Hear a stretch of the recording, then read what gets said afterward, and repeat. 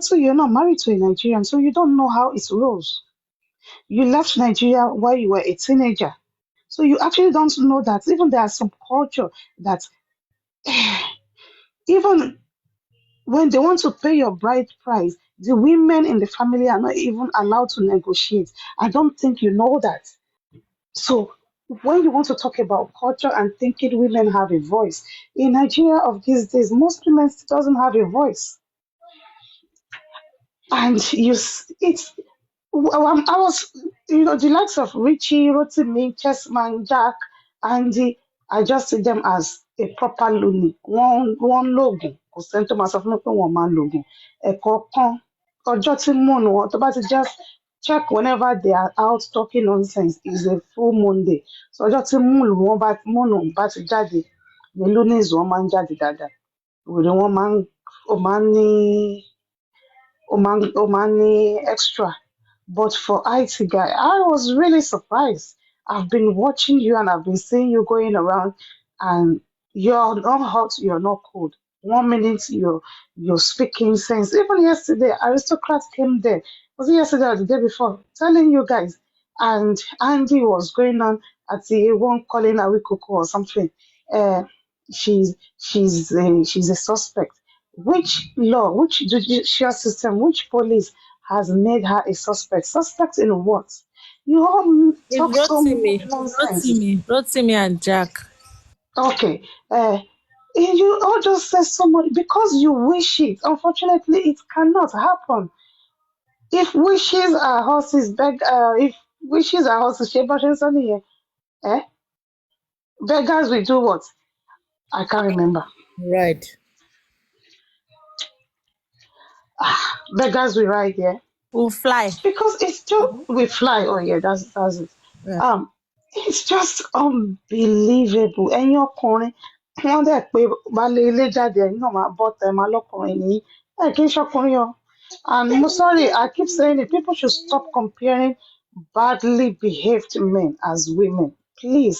Wọ́n máa ní obìnrin gan ò ní ṣe tó lè wọ́n dẹ̀ ń ṣe bí obìnrin. Please, it is I don't know what word to use for it, but I find it very, very upsetting when people compare men that behaves badly to women.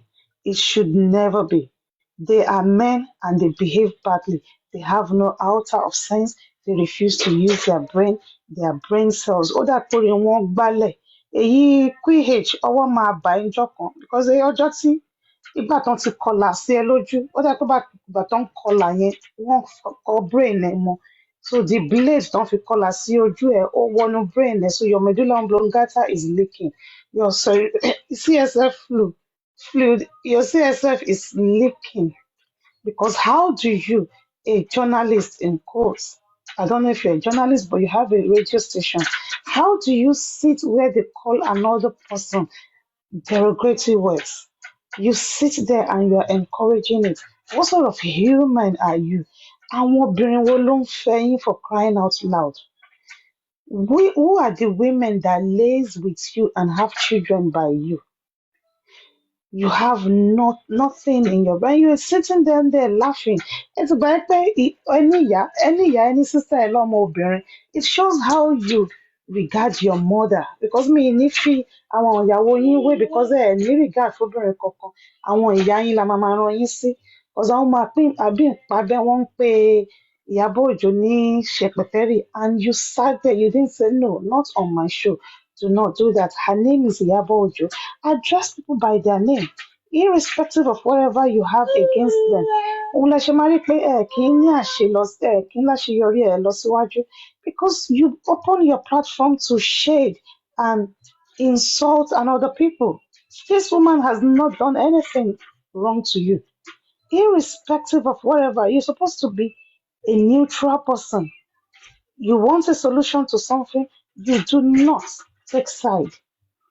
But obviously, you are a man and it's a patriarchal system and it's making you money. Omowumi is your daily bread. If you all don't talk about her, if you all don't disregard her, you will not feed. So, oúnjẹ yín ni, òun ló ń pa owó fún yín. Ọmọ tó yẹ kẹ́ máa san 10% fún yín lóṣooṣù my son, because she's the one feeding you all. Her name is the one feeding you guys. Some of you will sit on Papariano's platform and talk. You want to be Lord over what you have no knowledge about. Yeah, she's supposed to ask the nurse for her ID card? Have you check it? Even if she asks the nurse for her ID card, what difference will it make? She's supposed to show the nurse her PIN number. Don't they What forge difference will ID card? What does Wumi know about PIN number? Well, let's even assume, as in, what would that say? You all were still crying. Why did she allow a nurse to come and treat her husband? Few weeks ago, I saw a cannula in Westo's hand in his home.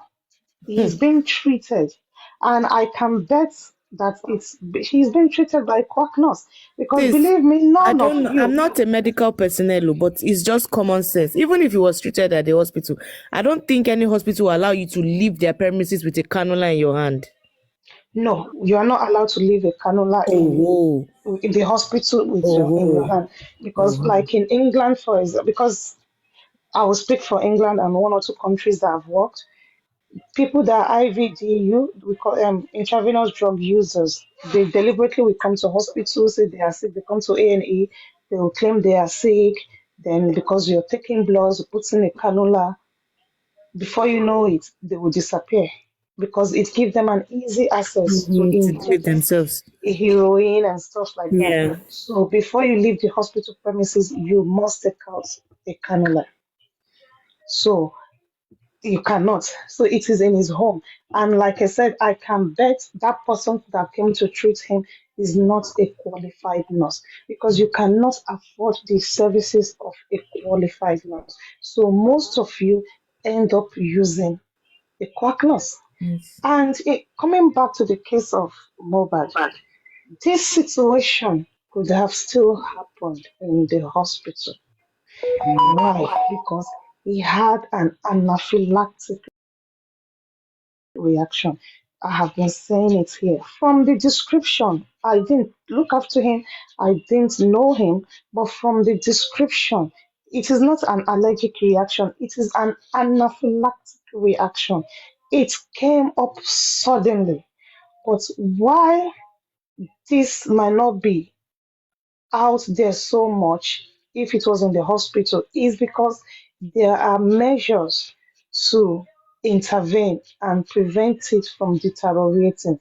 That is the difference. So even if it was given by a doctor, by a qualified nurse, by the chief of the hospital, because they didn't know he's allergic to this, nobody knows what your body will reject.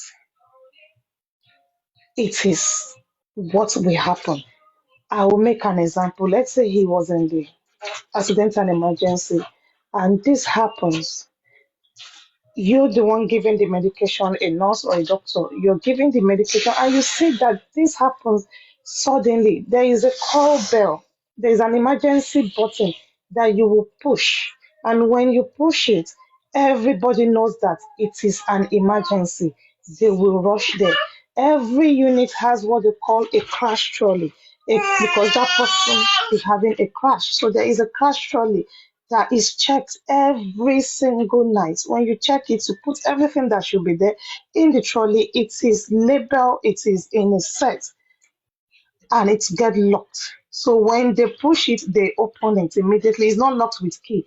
It's just when you jack it open, it opens, and immediately things are being done. So within 2 minutes, they've put in a cannula, they've given him an epinephrine, and if they need to secure his airway, they will do that. They are giving oxygen. So within 2 minutes, 6 to 8 people are attending to one person.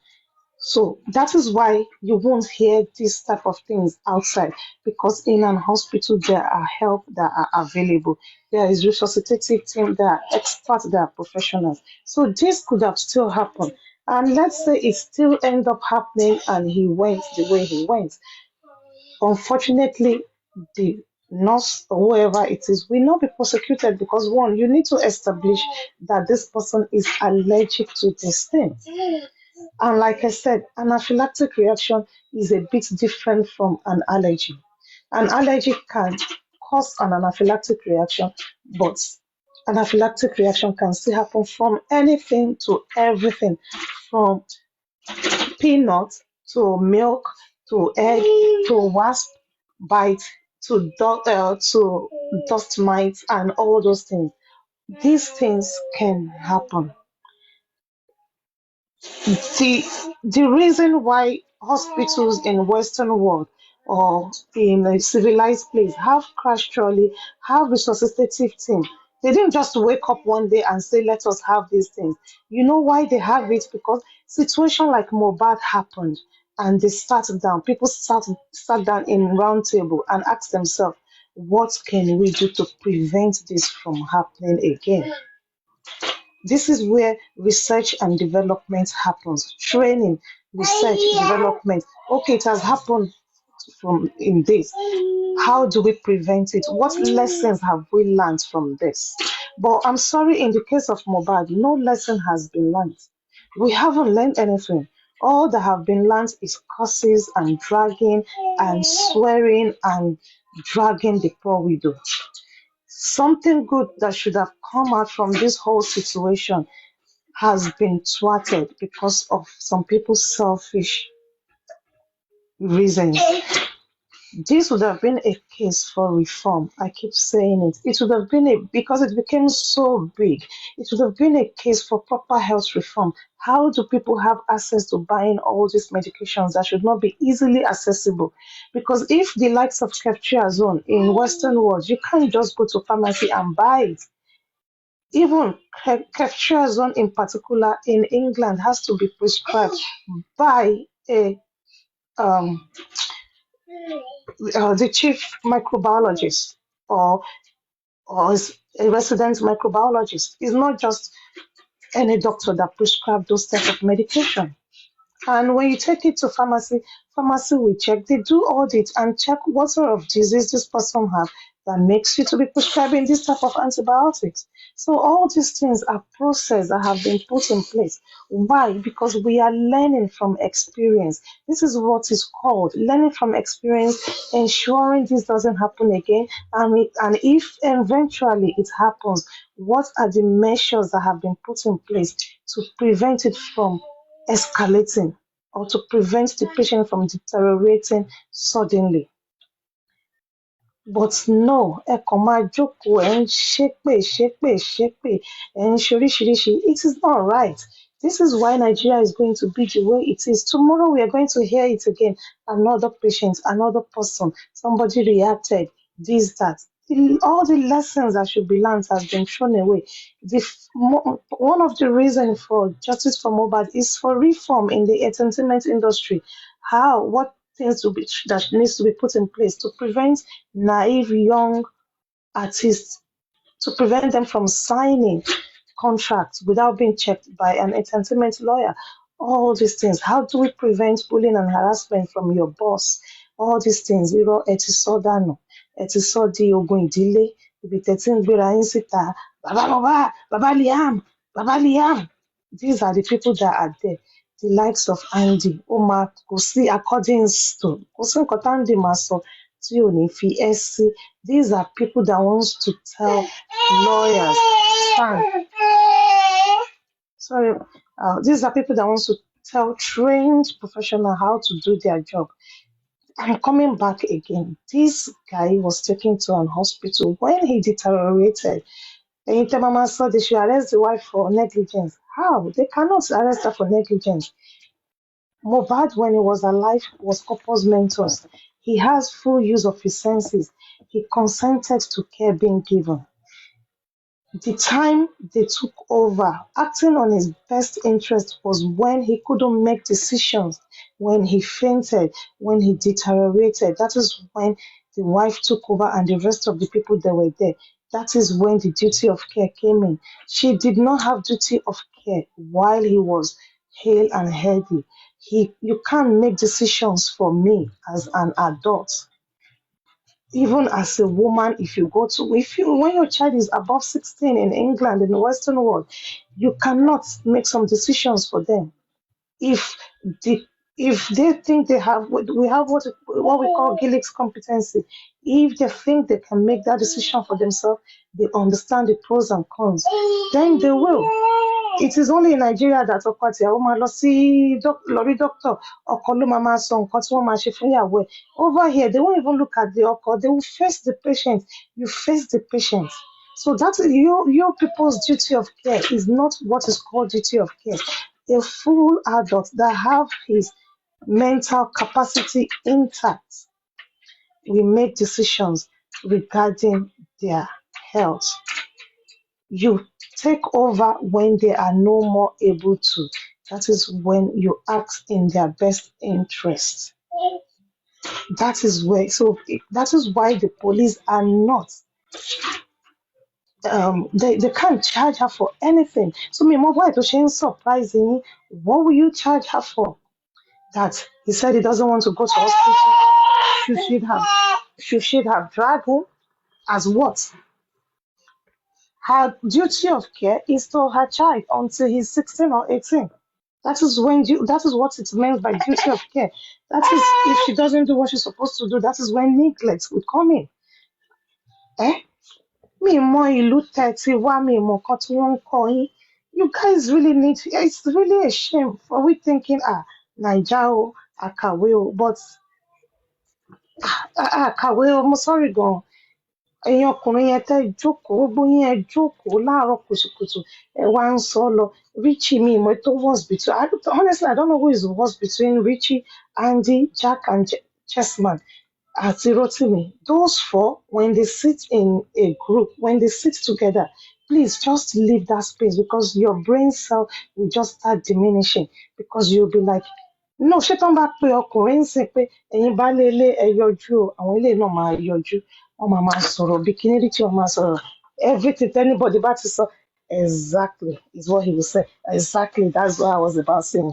Exactly, that's what I'm about saying. Man, it's just unbelievable bí life àwọn ọkùnrin Naija ti ṣe rí. Ṣé ìlú òyìnbó tó wà ló kó ọpọlọ wọn ni? Yọ̀mídé lòun lọ sí border. Ta ló fẹ́ lọ mú ní border? As in, is it the controller of the border? Even the Inspector General cannot go and stop anybody from traveling without having the proper court documents. It's it's crazy.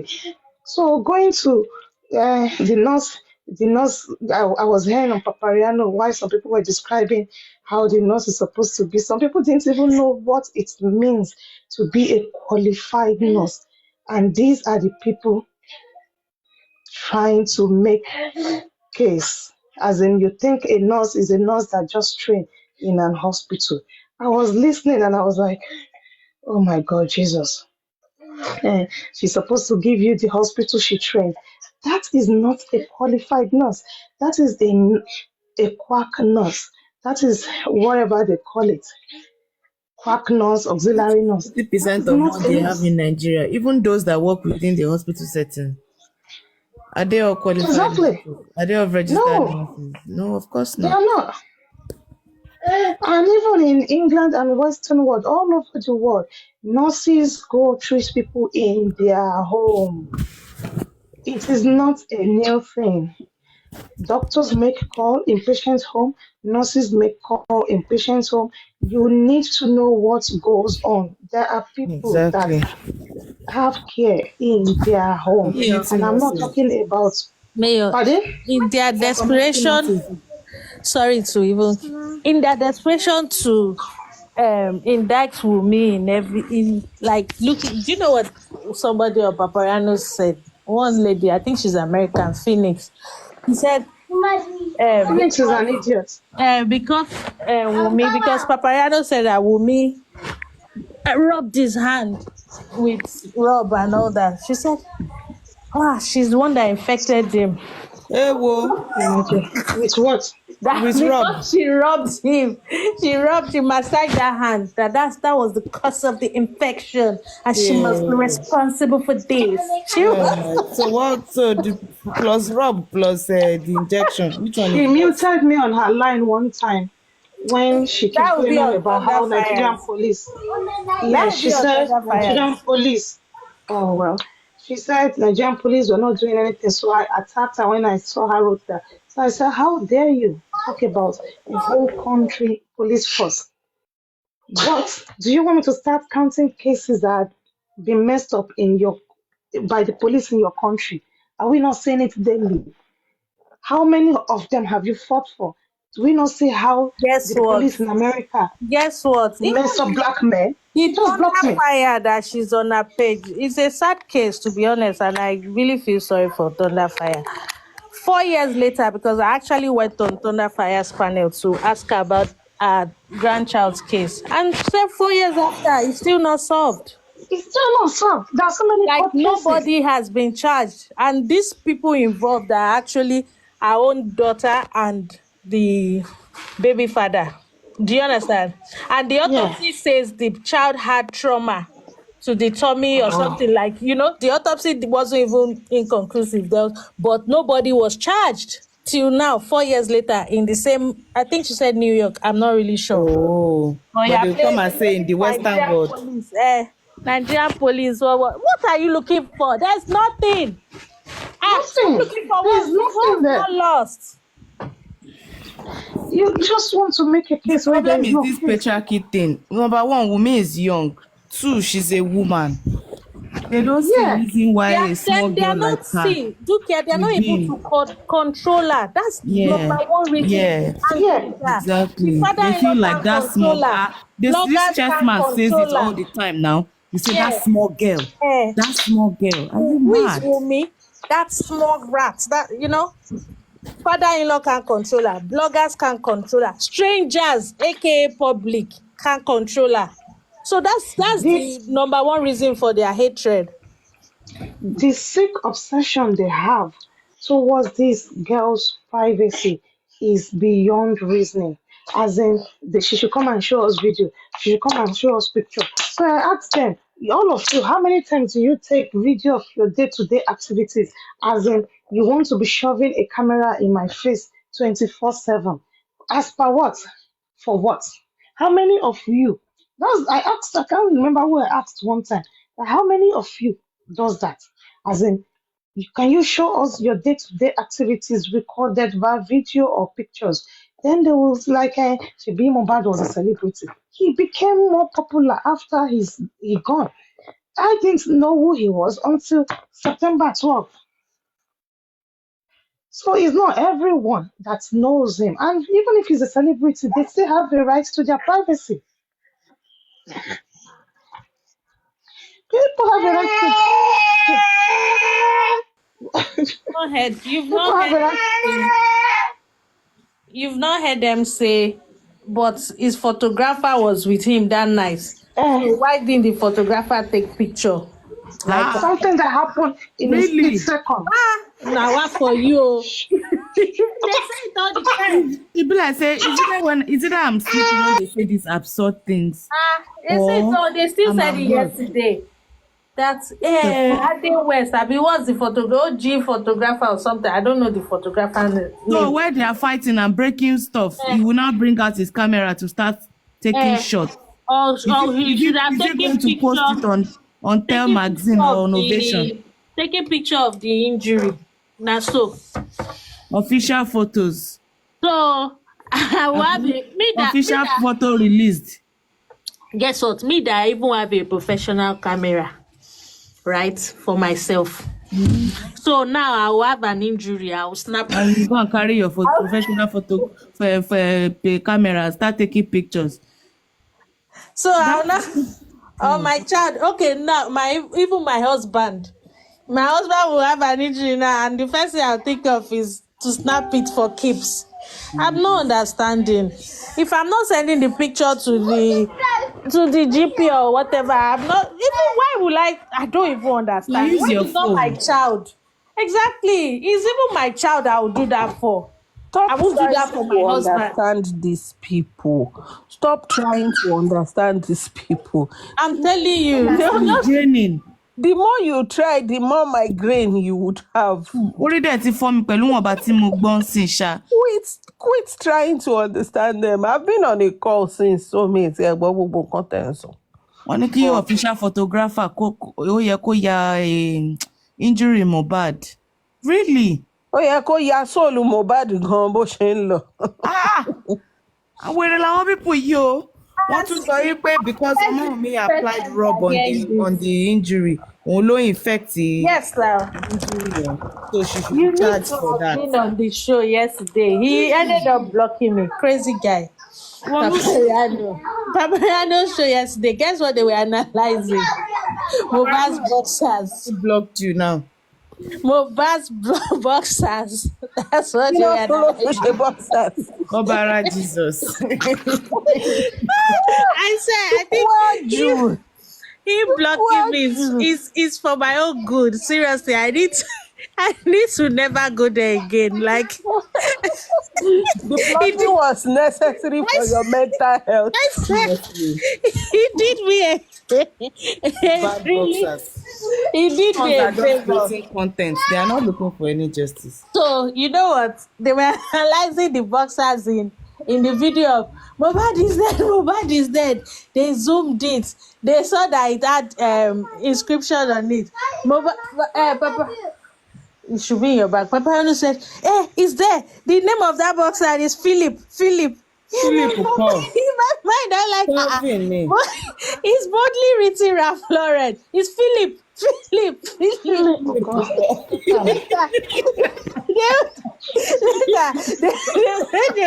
They went to the show. Paparado, let's go to the show. Let's go to the show. They went to the show again. They tried to zoom it. It's the same Philip. It's the same Philip. So that means Mohbad wore boxers. What the same Sunday, boxers for up 3 until- days. Gosh. And I'm like, this new guy is dumb. That boxers comes in a pack of 5 Pack or of 3. Yeah, Exactly. it's either 5 or 3. Like, Because the dons, do they buy? Do they use? they now Is it went not the one again. that? Wait, Is it after not the that one that one. Obiora? The one they are buying is from Afame. After that Obiora. one, wait now. They now went to, hey, Paparano, let's go. And they were so serious. So this was not a joking matter. They had the person that was helping them display. That was jumping from one video to the other. Yeah, no, it was joint effort. They shared the. They had the person that was going to research. They had the person analyzing. Paparano was one analyzing. Then the person displaying. I think it was Jay for Emole. I can't remember.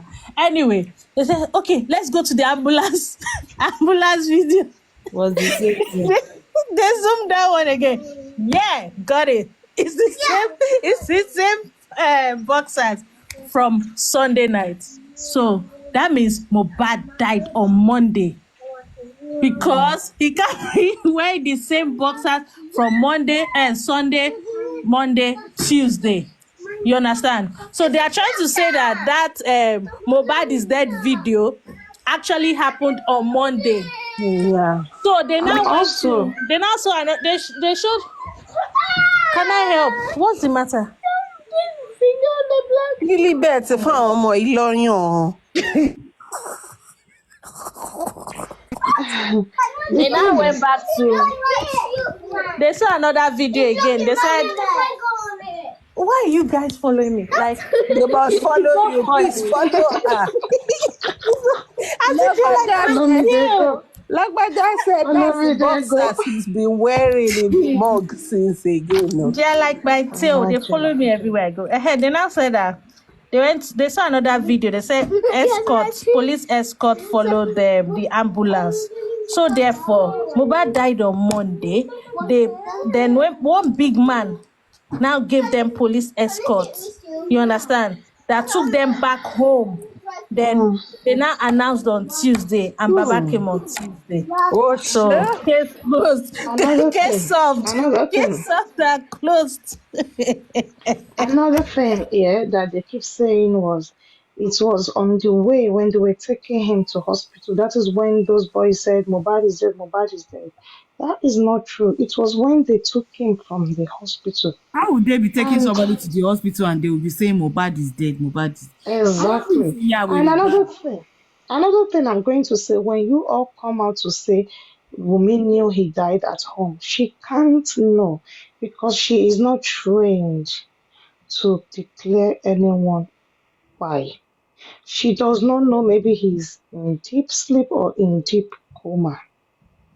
You can't know. It is only when you have checked for signs of life, and she's not trained to do that. So please, you people should stop saying she should come and tell you when and how. She can only say the events that surround this unfortunate situation, which was he had a fight, he had a cut, and because of the way we do in Nigeria, you must take injection for everything. They called the nurse, and so it was an over treatment. I don't want to use the normal word overkill. And she gave, and he reacted to one of the things in what was given, and he have an anaphylactic. At this point, a lot of you should have gone on Google to go and check what does anaphylactic reaction means. If you have taken the time to study it, you would have known that these are situations. What she described is a situation that did happen. But because you all are so lazy to read, you keep going round and round. You want your narrative to stand. Narratives don't stand in the court of law. The only thing that stands is concrete evidence beyond reasonable doubt. Beyond reasonable doubt in a competent court of law. So you all need to rest already. Another thing you keep saying, and they should have brought the nurse first.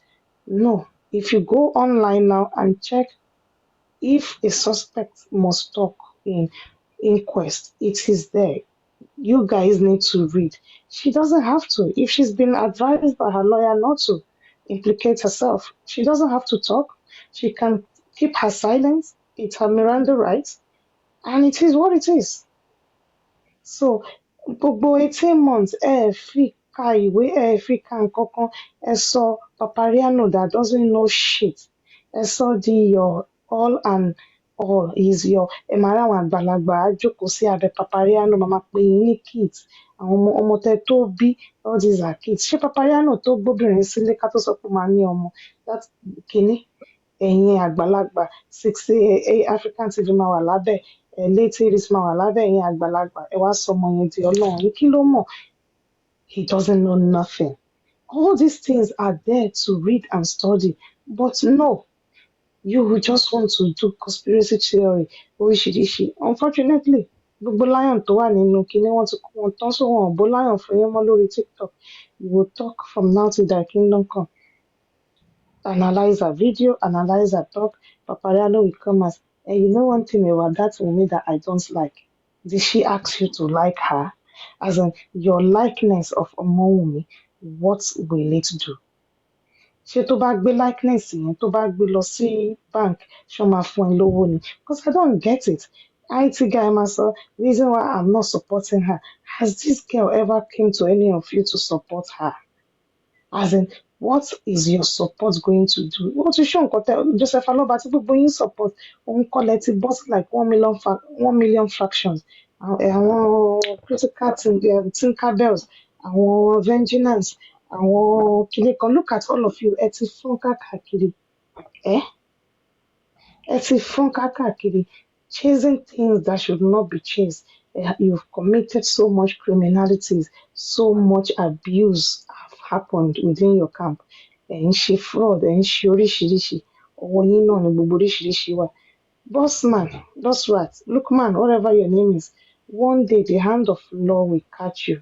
Ọwọ́ òfin ayé á mú ẹ, òfin ọ̀run á mú ẹ. Because you are trying to hack into someone else's privacy, all in the name that they lost their loved ones. Ẹ ti tú àwọn family yìí sí òwò, ẹ ti ṣe wọn wá ní àṣírí wọn ní secret. And none of you can bring out your own family story. Ẹ lè gbé ọ̀rọ̀ tí yín síta kó wá bá yín dá sí. Kúdí adákẹ́ lọ́rọ̀ ẹ̀ for some time. Ìwọ ló tún gbé rẹ̀ jáde.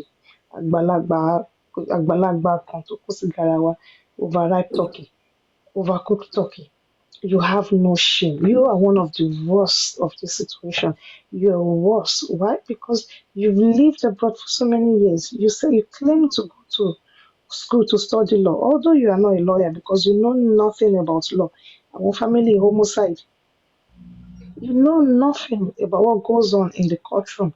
Because if you have ever been in a courtroom, quite a mock court, because from year two in school, in when you study law, it's a mock trial.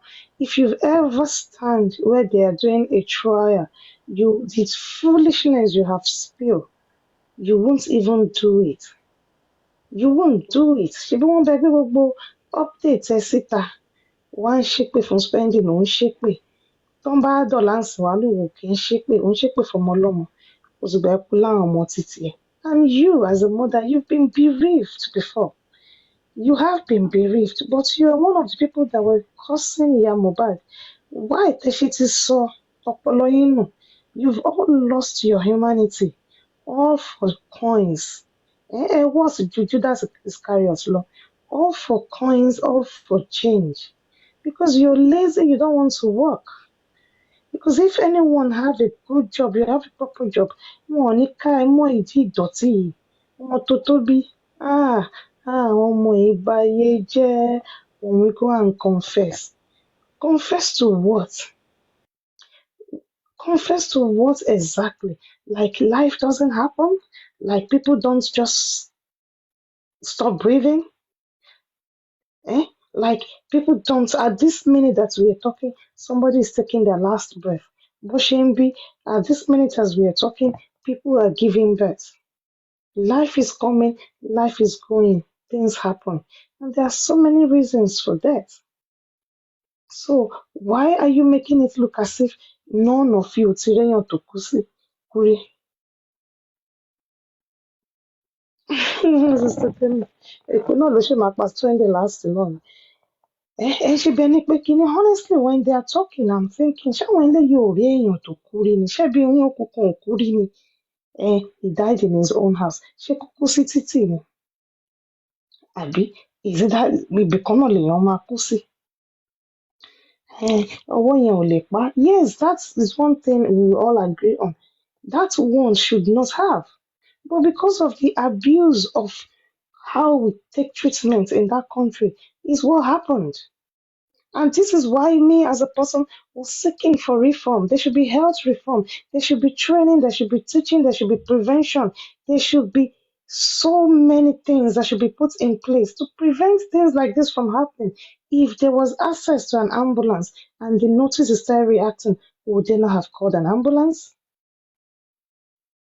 If they have training on giving CPR, establishing airway, maintaining his airway, would they not have? Among all of them, none of them have the sense because there's no training available out there. These are things that could have come out from this unfortunate incident. Láti secondary school kan ti bẹ̀rẹ̀ sí ní máa kọ́ wọn bó ṣe ń ṣe CPR. A 4 years old in this country knows how to pick a phone and dial 999. That's one of the first things they teach you in school here. From reception until Makowo, you can dial 999. Even if they cannot talk properly, somebody to pay 999, they can trace it. Those facilities are not there. If somebody have known that, okay, this is happening, and they started doing a CPR, probably he will still be here. What lesson are we taking away from this? Jẹ́ kọ́mọbìnrin yín, jẹ́ kó mọ̀nà ọkọ in peace. Every single day you're making her revisit the trauma of that day. Ṣé ká ṣépè fún yín kẹ́ ẹ go through nǹkan tọ́mọ yẹn go through ni? The sudden shock. Have you ever been shocked that shock can paralyze you? What lessons are we taking away from this whole 18 months that have been wasted? We have talks, people have had sleepless nights. What are we taking away from this? What lessons is being learned?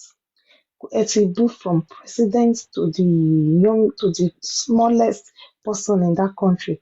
àwọn wà lẹ́yìn kínní kò sórúkọ tẹ́ ẹ̀ pé tẹ́ ń jà fún ẹ ti pè ní drug pusher ẹ ti pè ní drug peddler how many times has Mohbad left Nigeria tó fi ń bá yín tọ́jú oògùn ọmọ Wùmí tí ò ti kúrò Nàìjíríà ẹ ló ń bá yín ó ń bá wọn gbógun olóró come on now come on how do you people sleep at night ẹ dẹ̀ pera yín lábíamọ ẹ máa make a story sometimes I will be like how do their brain form all this nonsense Andy àti Chessman àti Jack if you've put all this effort in your own life maybe just maybe your life will be better than it is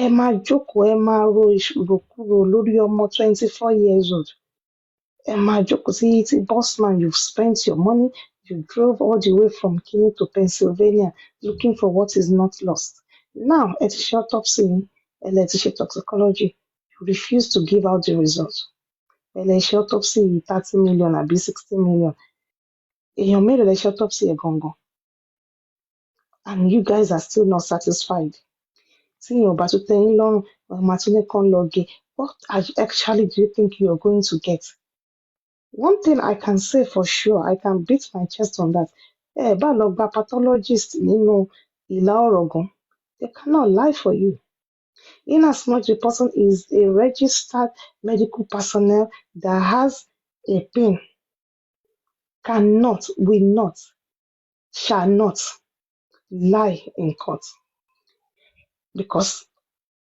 he will have something to lose. That is why professions like that, they have things to lose. Security. No shade to people that are doing that. I'm just talking about these crazy people that has nothing to lose. We are not talking about nuisances like you all. We are talking of people that went to proper school, that have spent years learning their crafts, and they know what is at stake. So they will not, they cannot, they shall not hold that.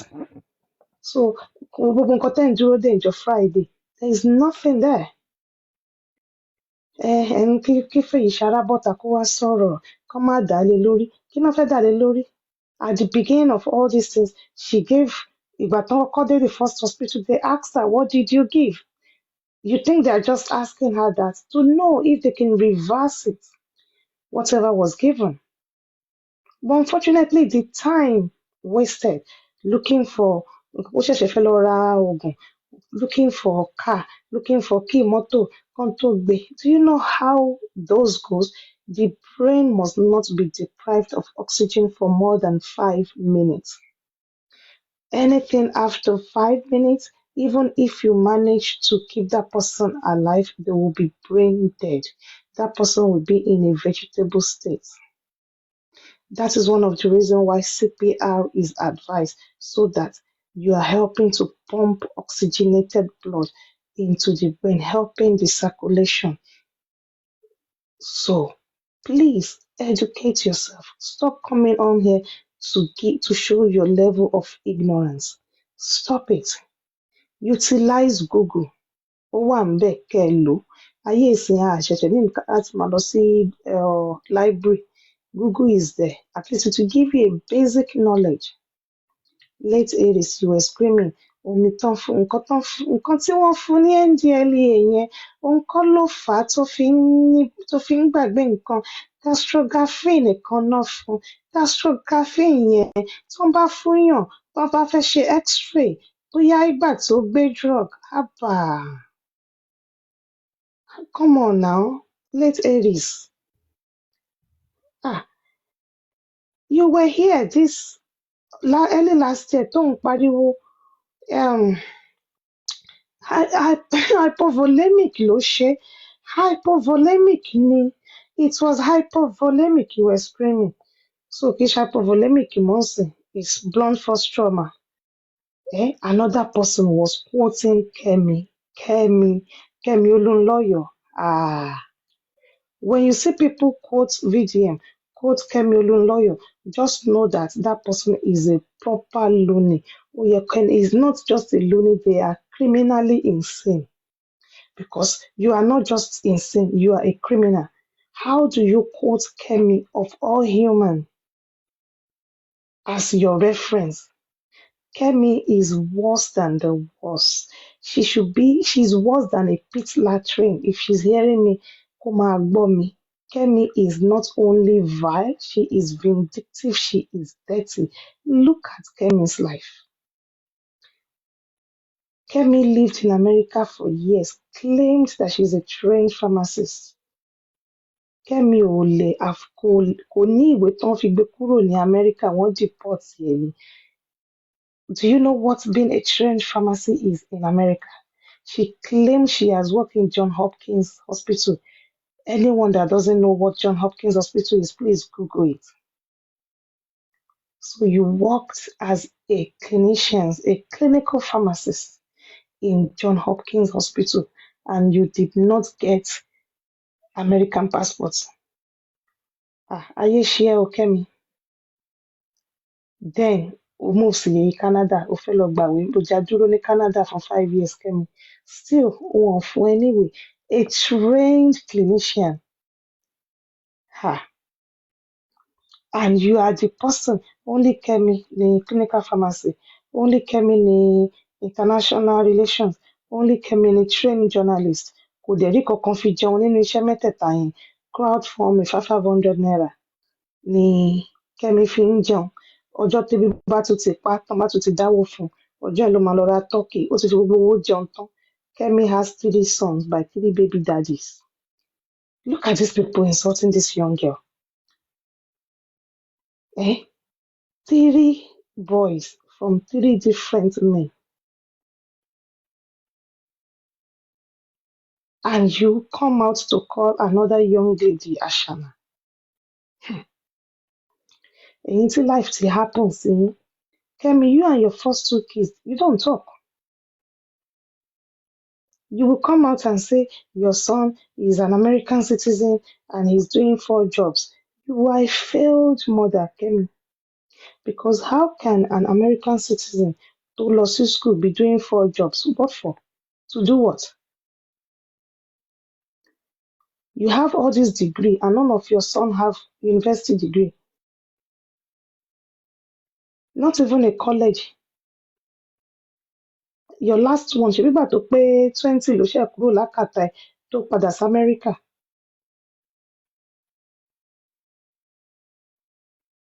Òní ó ń sun shelter káàkiri. Kemi, you failed as a parent. You failed as a human. You failed as a mother. You failed as a daughter. Ó kú máa ń nà ìyá ẹ̀ náà ni. So kí ló fẹ́ jọ wá lójú? Look at all these people. Wọ́n slash carotid artery ẹ̀ ni. Àwọn kan bọ́ síbẹ̀ wọ́n sọ, no, she didn't say carotid artery. She said carotid nerve. I'm like, look at all this bunch of illiterates. So wọ́n máa cut off carotid artery èèyàn. There won't be splash of blood everywhere. Ìyẹn number 1. Wọ́n á dẹ̀ gbé dé hospital. A medical doctor will examine this person that was brought in and notice that his carotid artery, that's one of the largest artery in the body, has been slashed. And they won't do something about it. And it will not be in their report. Ọ̀rọ̀ yín, ní hope. Ṣé VDM tí bàbá ẹ̀ kọ̀ yẹ sílẹ̀ tẹ̀lé obìnrin míì lọ? Tí VDM fúnra rẹ̀ sọ pé òun jí adìyẹ neighbor tó fẹ́ ju táyà sí lọ́rùn tí ò parí secondary school, òun ni your next saviour. People are just lunatic. As like Jose, like his supporters. Dr. Kemi said, where is Dr. Kemi's certificate? Which institution did she graduate from? Omowumi was with her partner for years. Kemi, ẹni tó bí first born ẹ̀ fún, ó ní 2 weeks táwọn pàdé làwọn ti dóra wọn táwọn ti fúnra wọn lóyún tí màá yẹn lòun kọ́ lòun ní ọmọ. The guy is 38. Only met his father once. And this is somebody who is an authority on another young girl's life. When Kemi at 22, ó lọ ń gba sáré wá 2 weeks, ó kàn du ẹlẹ́ẹ̀kan olóyún. Could you risky? Same with you. Ṣèbẹ́yìn agbóni délé ta ìwò ti fún ẹ ní oyún ọmọ ìyá ajá tó wà ní London. O ò tí ì tó èjì ọmọ Wùnmí tó ń ti fún ẹ lóyún. Bọ̀ ìwọ máa bọ́ta wá máa ní ọmọ yẹn ti bayé jẹ́. Kí n wo life ara yín kẹ́kọ̀ọ́ wò pé okay, I've been through shit in life. I should be able to like, precaution should be certain in this case. Meanwhile, ẹ máa bọ́ta. Àwọn tó máa ń funny sí mi jù is those people that call themselves, I'm a blogger so I can talk about anybody. But when they want to talk about your own life, you get upset. Like, who gave you authority over another person's life? Who certify you as a blogger? As in, where did you get your training and certificate from? So being a blogger means you should destroy another person's life, all for change. Tó ń bá call yín out ẹ̀ máa sunkún. Àwọn bú mi, ó dùn mí. Ìyẹn Kúdí Aláwòkù, àṣà nàsíndù, àgbà òṣì. Ṣebí bí Délé Táwọn ṣe kọ́mọ sí ẹ lọ́wọ́ nìyẹn. Oníkálukú àbí tiẹ̀ lára. Ẹ̀ẹ̀rán gbá yín, ẹ̀ẹ̀rán aṣọ yín níbi tó ti ya tọmọlọ́mọ lẹ̀ ń ṣe. Ẹ̀bù yín, Jùmọ̀kẹ́ this, Jùmọ̀kẹ́ that, ó mà ṣe o. Every single day you are letting this girl relieve that trauma. Every day. Ẹ máa gbé life wọn wá every day for 18 months today. Where is the moment of reflection? Where is the moment of, okay, let's draw back? Where is that moment of saying, let this family have a bit of privacy? Where and when do you draw the line and say, okay, let's have a bit of boundary? Zomo should bring out the picture. Zomo should bring out the video. Police didn't tell us. Police didn't show us. How many cases have police come to show you video of a case they are still investigating, for crying out loud? If it is in Western world, they would have sealed the house. Do you know how many people that are at home in Western world? I know a guy in South Africa. I do go to work somewhere and they were telling me, oh, they are raising. Somebody was telling me, I know you and this guy used to talk. Do you know he passed? I was really shocked. I'm like, no way. You must be telling me someone else. So I went on Facebook and I showed his picture. I was like, yeah, that's him. What happened? Oh, what? Ìyàwó ẹ̀ jọ ní argument. Ìyẹn kó bọ́ta ní Friday. So all through Saturday, they didn't talk. On Sunday, she was like, normally this guy would have called. They didn't hear from him. So it was the ìyàwó ló pe ọlọ́pàá pé kán lọ wo ilé pé because he hasn't heard from him. Nígbà tó máa délé, ọlọ́pàá já ilẹ̀kùn wọlé ni. Ó ti kú síbẹ̀. He was only 41. Hale and healthy, tall, lanky guy. There are circumstances that is beyond our control that we cannot explain. That is life. Èmi ò ní kẹ́ má continue ìwà ìkà yín because you will reap everything you have sown. You will reap it in multiple folds. Gbogbo èpè tẹ́ ti gbé ọmọ yẹn ṣẹ́, gbogbo ríré tẹ́ ti fi ré, ó ń padà sórí àwọn ọmọ yín. It is fact. You will get it in multiple folds because no human, no one should go through what you have made this young lady going through. If you cannot give your support, then keep yourself to yourself.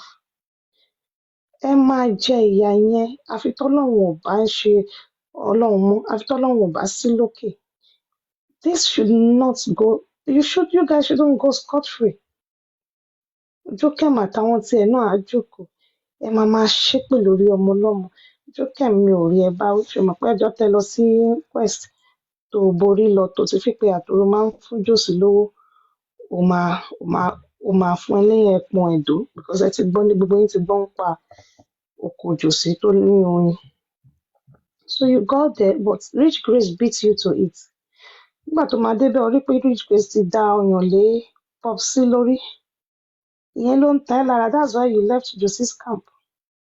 If Josie calls any of you now and say, sáré gbé wá, nísìn àṣẹ̀ṣẹ̀ wá ń gbọ́ reason tí Josie ò ṣe fẹ́ ìwọ, wọ́n ní big thing ni Josie máa ń gbé. Big things ni mo like, yeah. So that is why you lost out on that. Má dẹ̀ fi ìkanra ìtààmú ajé, má fi kanra yẹn mọ́ ọmọ òun, nǹkan ló rán ẹ níṣẹ́.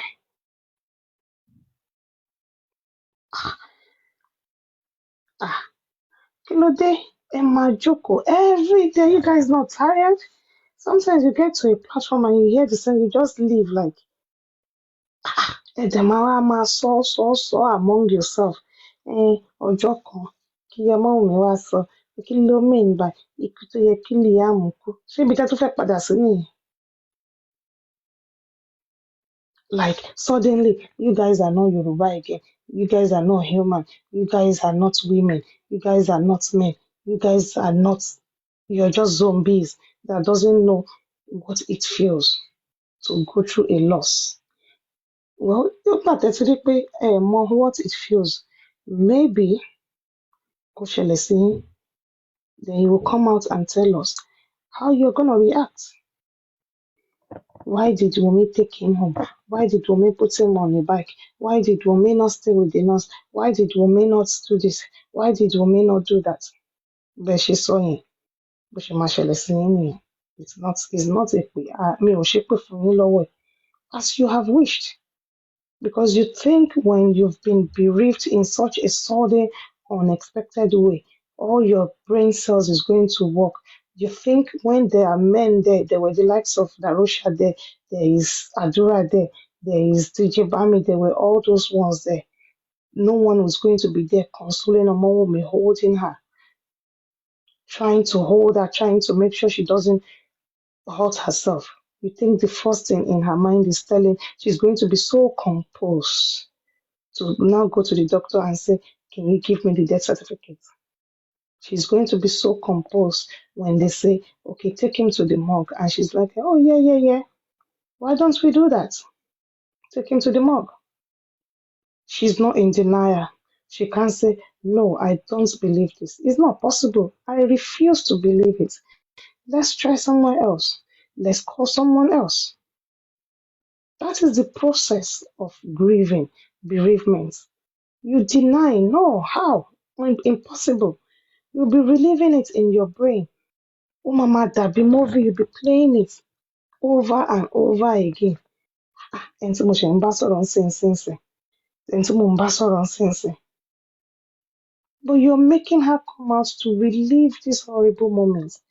You guys need to stop. I'm not begging you to stop because wọ́n máa ní àwọn káàmpù Wunmi, wọ́n fẹ́ kán stop ní inquest kù 2 days, wọ́n ti mọ kinní kan náà. Àánú àwọn ọmọ yín ló ṣe mí because ayé nǹkan tẹ́yìn ṣe ẹ máa jèrè ẹ̀ náà, all of you, every single one of you, ẹ máa jèrè ẹ̀ because that lady has no reason to wish her. Ẹ tún máa sọ àdúrà wà níbẹ̀ ìgbà tó ń ṣe wọ́n wá ń fídíò. Ṣé nǹkan tẹ́yìn ṣe lẹ́bi tiyín nìyẹn? Ṣé bẹ́ẹ̀ ṣe ń pa àwọn ẹ̀gbọ́n yín tẹ̀ ń pa àbúrò yín nìyẹn? Ọlọ́run ní wò yín sàn because mi ì gbàdúrà kẹ́ ní àlàáfíà, ẹ gbọ́dọ̀ lálàáfíà. Bẹ́ẹ̀ ṣe máa bá kú nìyẹn. Wàhálà Ọmọ́wùnmí ló máa pa yín. Wàhálà nípa lẹ̀kùn àti kíní pẹran jẹ. Wàhálà ẹ lè gbádùn. Ìyà iṣẹ́ yìí ẹ̀dẹ̀ máa jẹ, ẹ máa ráre ni. Ẹ̀yin ìka abiyamọ ọ̀dájú. Ẹ tẹ̀ kí n ṣe kéèyàn má bímọ gan-an. What is this? Every day, a dẹ̀ ń wò pé ó máa tán. Okay, one stop. They will see reasons. They will think. They will use their brain. They will know that no, it's not possible. But it shows that nǹkan tẹ́ ń conceive out of abundance of the heart, the mouth speak it. That means it is what you all can do. Ẹ máa torí porridge, ẹ máa pa brothers yín. Ẹ máa torí jealousy, ẹ máa watch kí ìyàwó ẹ̀gbọ́n yín kó pa yín. Because this doesn't make sense. They've promised Adura all Mohbad's catalog, the kini kan, maybe it was a mistake. Rotimi Abota. What we are saying is, maybe when they were arguing, they now push. Maybe it was Adura. Maybe it was Adura that now pushed him. Then he now fell. Ṣé kò kí ń sú yín ni? Ẹ ti go round round round different theories. Wọ́n gún lọ́bẹ ni, wọ́n fi ẹ̀yìn orí ẹ̀ gbá kínní ni, wọ́n lẹ̀ mọ́ railings ni. Ṣé Humpty Dumpty ni? Àbí ṣé clay ni? Tán bá lẹ̀ mọ́ rail, á wá fọ́, rail á wá bend. Because 1 minute is a clay, the next minute is Terminator. It is well, I'll stop for now.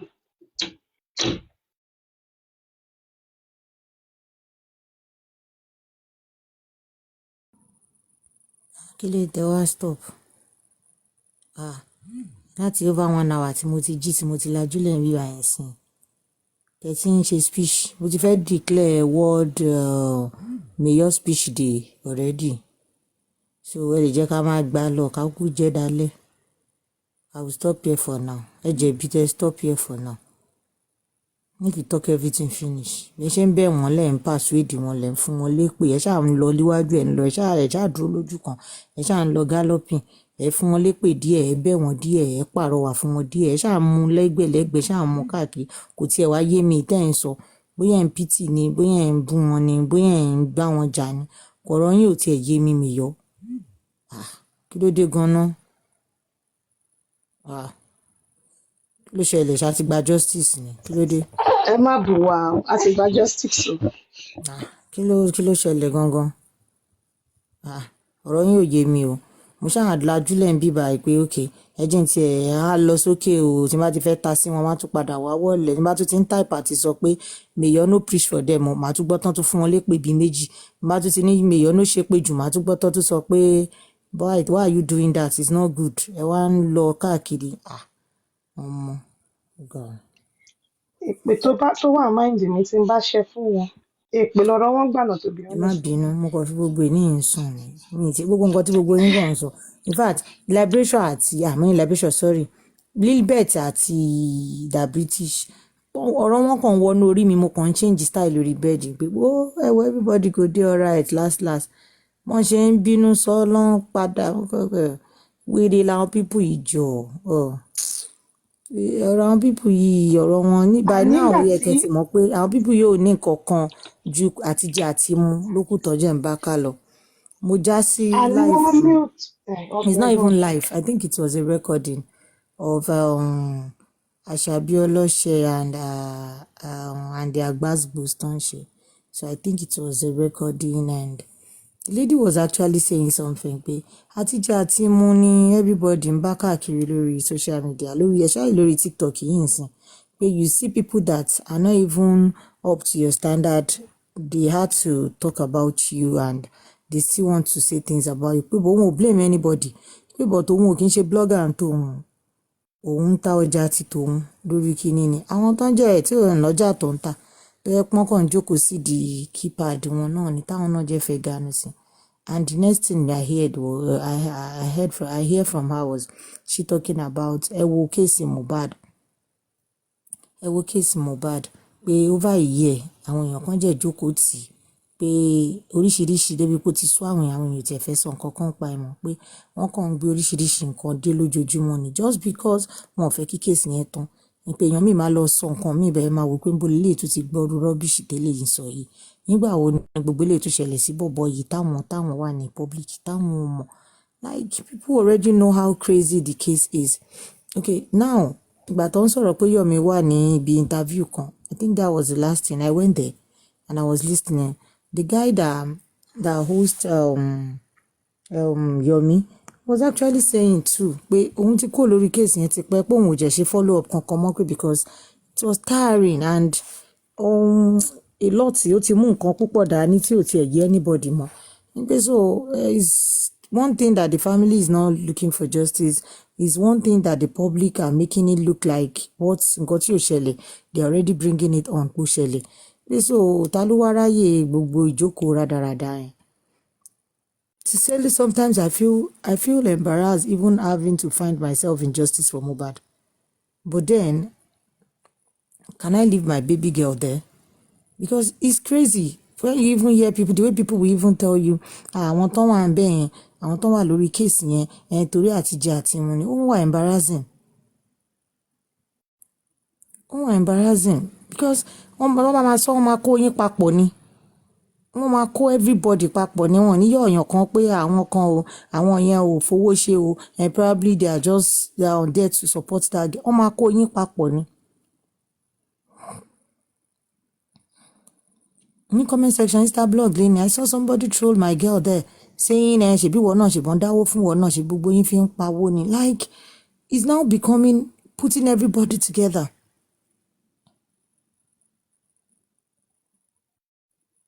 So it's crazy and annoying but ta la máa blame ṣebí àwọn people yìí ló ń sọ di rádaràda mọ́yàn lọ́wọ́. To even tell people about justice for Mohbad becomes something else. So if you ask me, I'm just here to make my girl feels like we are still here for you, no matter what. But it's crazy and tiring the way town people shit is order. The insults, the embarrassing speech comes to everybody. Look at them, look at what the nonsense they are saying. Lọ́jọ́ mélòó kan sìn owó kan àwọn sanwó kan fún yàn kan monthly owó kí ni iṣẹ́ wo ló ń ṣe ọ́fíìsì wo ló ṣí tó ń san sálárì fún. Ọ́fíìsì wo ló ṣí tó ń san sálárì fún. Gbogbo òṣì tó ń sọ láàárọ̀ iná wọ́n tún ń ṣe pọ́n fẹ́ tú àṣírí wọ́n tún cover bí eré wọ́n tún cover ta ló ràn wọ́ kí wọ́n máa request báyìí. Kí ló ṣe tó ń ṣe rádaràda báyìí. Nítorí ẹ̀ náà ṣe fẹ́ kó tán náà ṣe ń gbé oríṣiríṣi náà ṣe ń gbé new thing wá everyday. So àwọn pípọ̀ yìí but ṣéyàn wá fẹ́ dàbí wọn because at the end of it wọ́n ń kóyàn pọ̀ mọ́ àwọn wèrè àti sápá àti àdàtọ̀ tó wà lórí social media ni. Wọ́n mọ̀ páwọ̀ kì í ṣe bí wọn. Ẹgbọ́n mo láìkí nǹkan tí ó rà pé lójúrun mo ti gbọ́ tí the British ń sọ pé Gracie have said it and I heard him too when he said it pé at the end of it ẹjọ́ wà ń court and this takes me back to mo gbọ́ àwọn kankan náà léni because gbogbo ẹ̀ náà máa ganu sí gbogbo ẹ̀ náà mọ́ justice náà la ṣe ń ṣe. And the question I want to ask ni pé ẹjọ́ because mo wò pé tí n bá jí láàárọ̀ first thing tí mo máa bèrè pé gbogbo kéèsì tó wà lórí TikTok yìí ẹjọ́ èwo ló ti rí solution sí nínú ẹ̀ èwo ni wọ́n solve nínú ẹ̀ mo ń bèrè ní ẹjọ́ má bínú. Wọ́n máa bàjẹ́ sí ni kò sí solution fún ẹni tó bá gbé ọ̀rọ̀ family wá sí online báyìí wọ́n máa bàjẹ́ ni. So kò sí kankan tó ní kò sí solution kankan. Àtẹ̀yàn tó wá fẹjọ́ sùn àtẹ̀yàn tó ń lo ẹjọ́ àtẹ̀yàn tó so wọn ò rí kankan tí solution wá sí. Gbogbo wọn máa regret ní tó bá wọn kó gbà wọlé. Now do you now see is we are living in a crazy world. Exactly. Nǹkan tí mo kọ sí comment section. Nígbà mo yẹ sùn lóru mo kọ̀ wípé tí n bá kọ́ mọ́ kíní ẹ̀kọ́ wá sórí mi and I feel like tí n bá tiẹ̀ jí màá béèrè pé ok gbogbo ọ̀rọ̀ lọ́rọ̀ tán gbé wá sórí TikTok orí social media o ṣe pé I was playing with that mama cash àbí gbogbo cash lánàá tó dáa kíní yẹn ni mo rò tí mo fi sùn tí mo fi ṣe so this morning now in my head I was just like in all of this these people bringing their problem out here ṣé wọ́n lè sọ ọ́ bóyá wọ́n get solution táwa ò mọ̀ ṣé wọ́n get solution bóyá wa ò mọ̀. Kò sí solution kankan wọ́n bá wọn dàrú ní ṣé wọ́n ń bàjẹ́ sí i ni àbọ̀ wọ́n bàjẹ́ sí i ni. Wọ́n tún bàjẹ́ beyond repair. These days you cannot bring your family out to social media. It is no solution here. Tí iná bá wọ̀ kó ní kálukú lọ́nà.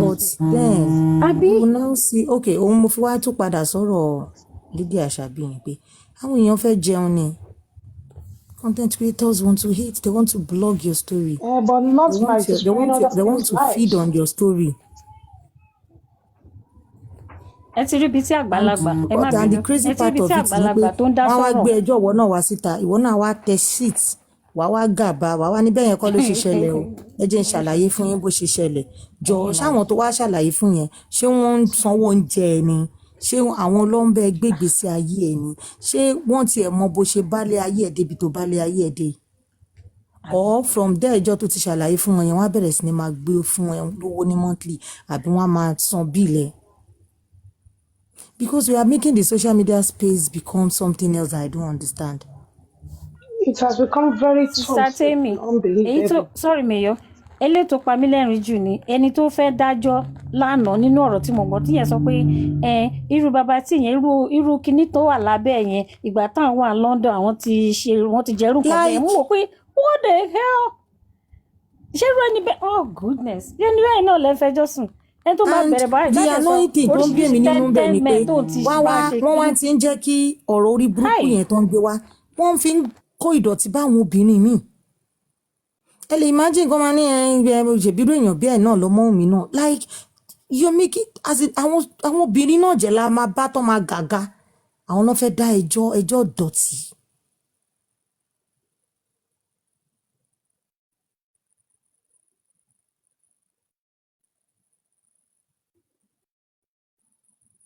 Man, so as far as I'm concerned, if you have a relationship and you know it's not working, the best thing is to kiss yourself goodbye.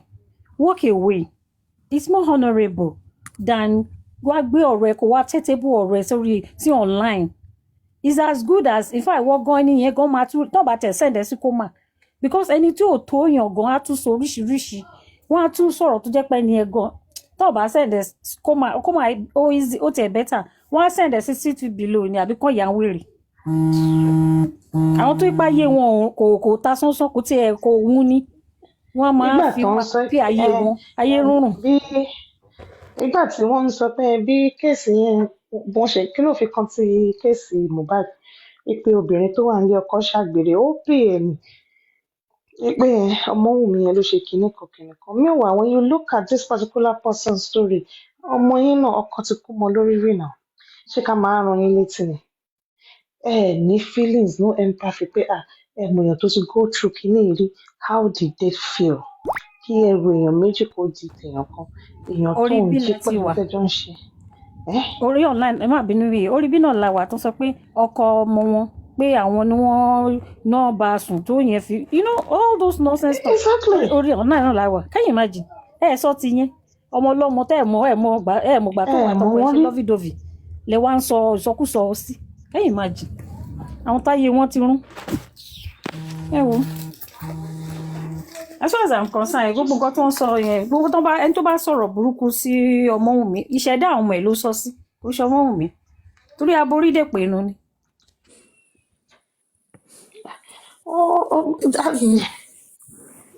Mo come across video yẹn kan I want to play it. Power on. Bluetooth mode. Waiting for connection.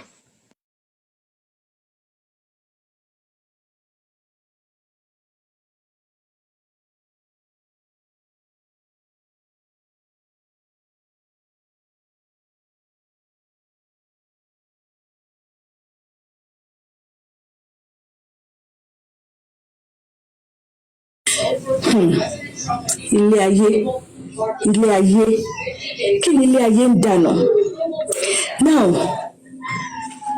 ẹ jọ̀ọ́ mo kọ́kọ́ fẹ́ bẹ̀ ẹ̀yin kan ṣẹlẹ̀ ẹ̀yin olórí ẹbí ẹ̀yin family member ẹ̀yin àgbààgbà ìlú ẹ jọ̀ọ́ ẹ padà sílé ilé yín jò ilé yín dàrú ilé yín ti di ahoro kò sí ẹnì kankan tí wọ́n lè gbẹ́jọ́ lọ bá mọ́ olórí ẹbí ẹ padà sílé baálé ìyálé ẹ padà sílé you guys need to go back home and it is even a shame that àwa yìí náà la máa ń pariwo internet never forgets. Do you really think tí wọ́n bá accuse of something do you really think it is worth coming to social media to come and clear the air to come and clear yourself especially if there is element of truth? Babati, you are a well-educated guy. Babati, Marigold, kí lorúkọ Dára Lande tẹ bá gbé gbogbo ọ̀rọ̀ tẹ sọ lórí social media tẹ bá gbé sínú báyìí ó ń ju lẹ́gbẹ̀ẹ́ lọ ó ń ju ṣáláńgá lọ ẹ̀yin àgbàlagbà ẹ̀yin tẹ ti bí ọmọ sílẹ̀ ẹ wá wá sórí social media wá bẹ̀rẹ̀ sí ní ṣe ọmọ kó mi ó gbé ìdílé mi èmi Quickie kíní kan ọ̀rọ̀ yín ó ń rùn létí mo dẹ̀ ń gbọ́ àwọn ọ̀rọ̀ yẹn báyìí àánú dẹ̀ ń ṣe mí ẹ̀yin olórí ẹbí ẹ padà sílé ilé yín ti fẹ́ da ọ̀rọ̀ ilé yín ti ń jó. See, if anybody accuse you of something, especially infidelity or even whatever it is, immediately tẹ́ bá ti gbọ́dọ̀ yẹn lórí social media báyìí ẹ tètè pera yín kẹ́ tètè parí ẹ̀. See, if you come and explain to us, I will believe you. Àwọn ará social media, they don't believe you. Even with all of gbogbo nǹkan tẹ́ sọ sílẹ̀, ẹ ṣì ń gbọ́dọ̀ nǹkan irọ́ ó ṣì pọ̀ nídìí ẹ̀ wọ́n sọ́tọ̀ ni wọ́n they are not open up to us. If they open up to you, what kind of information yẹ kí ló dà fẹ́yìn? If you are going through any accusation on social media, please don't come to TikTok. Ẹ má wá sórí TikTok o. See, Instagram keyboard làwọn yẹn fi ń jà. Ṣé ní TikTok woro sí woro ni? Wọ́n máa bẹ́ẹ̀ sọ̀rọ̀ báyìí. Wọ́n máa sọ fún wọn, wọ́n dẹ̀ máa sẹ́pà wọn ò believe it. Does it really worth it? Does it worth the time? Does it worth the energy? Does it worth the integrity they fẹ́ protect it? Because at the end of the day, people can change. Even the Lord, one integrity. Change is a constant thing. Integrity yẹn padà wá. But I think it is better to shut it and be quiet. Don't come and clear the hair ò dúdú. Ẹ̀yin lè rò pé bóyá hair dúdú. You think you owe people explanation. You will explain tire. They don't care. People don't care. If they accuse you of something, just go off. Is it? Ṣé wọ́n ní dandan gbọ́dọ̀ wá sórí social media ni? Tó bá ti accuse yín nìkan, go off social media, both internet, both TikTok, whatever social media. Take a break and walk away for a period of time. Fún wọn ní 1 week. Wọ́n máa sọ wọ́n máa parí tó ń bá rí nǹkan láti expand lé lórí. They will be quiet.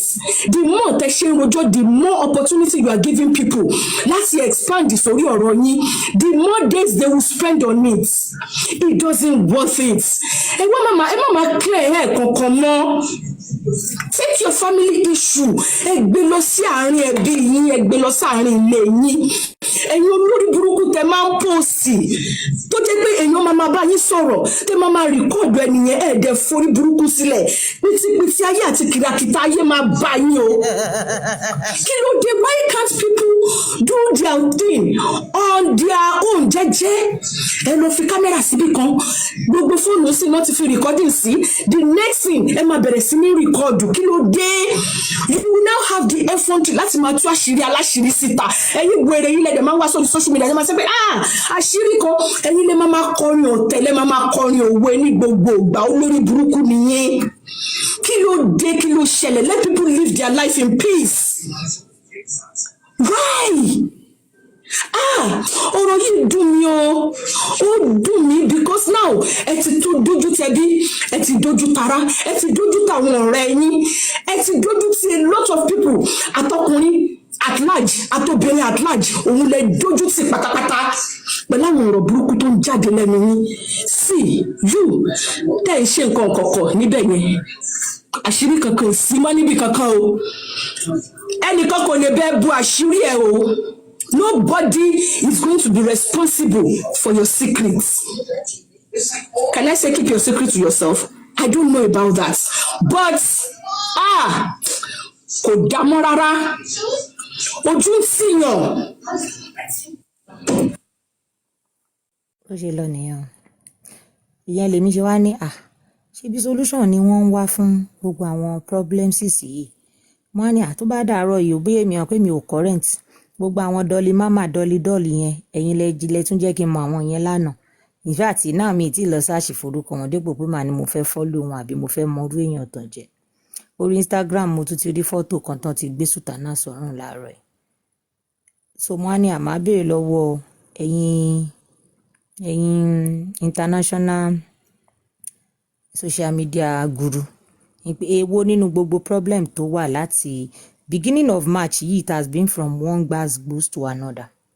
Èwo nínú ẹ̀ o láti wá rí solution sí. mo kàn fẹ́ mọ̀ we have to know the impact ti social media wa yìí tó ń take nínú àwọn case báyìí. Because if you want to ask me, justice for Mohbad become messy nítorí social media ni.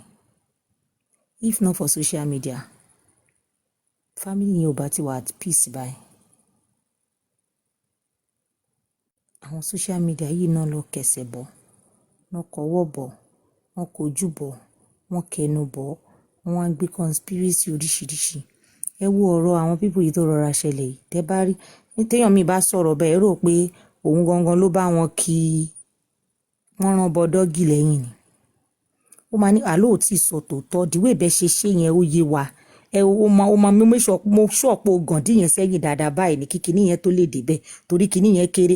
As in the way they will analyze it.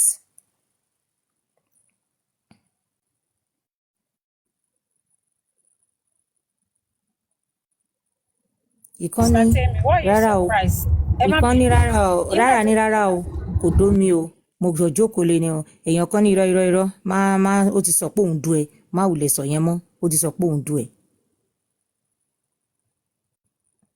Like it's crazy more than crazy.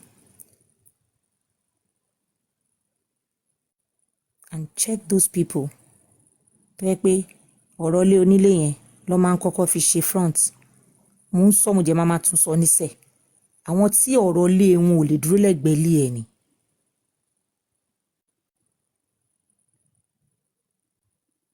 Àwọn ẹni tí wọ́n ti jóná tó ń wáyàn kúnra ni. Àwọn tí tàn ayé wọn ò ta sánsán tí ò ní perfume nínú tó ń rùn bí tọ́ílẹ̀tì public. You now come out o fẹ́ wá explain ara ẹ̀. Ìyá tó bí ẹ ò sọ fún ẹ pé wá ń bí mo ní nǹkan tí mo fẹ́ bẹ́ẹ̀ sọ kó wá explain. Bàbá ẹ ò pè ẹ́ lẹ́jọ́. Àwọn ẹbí ẹ tó jẹ́ bí ẹ tó yẹ pé àwọn nìkan ló lè sọ pé bóyá ó ń dójú tó obìnrin èwo ló ń dójú tì. Báwo ni tèmi àti tiẹ̀ ṣe jẹ́ ṣájọ́ tán pọ̀ ní tẹ́fi sọ pé ó ń dójú tó obìnrin. How?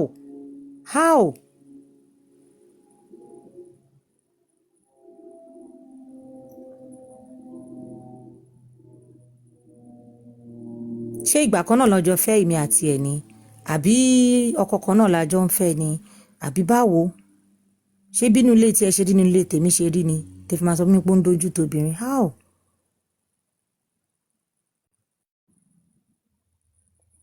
Ẹ wá bọ́ síta wọn wá máa ní ó yá ìwọ sọ tiẹ̀ bó ló ṣe ṣẹlẹ̀ ìwọ náà yá wá ń bí báwo ni tiẹ̀ náà ṣe ṣẹlẹ̀.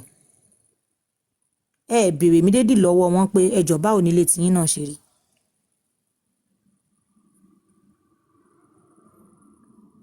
Àwọn tí ò sí dùnnú nínú ilé wọn tẹ́ pé tọkọ wọn bá ń bọ̀ láti ibi iṣẹ́ báyìí wọ́n ní kó sáré lọ da aṣọ bẹ́ẹ̀dì borí kó sáré lọ sùn.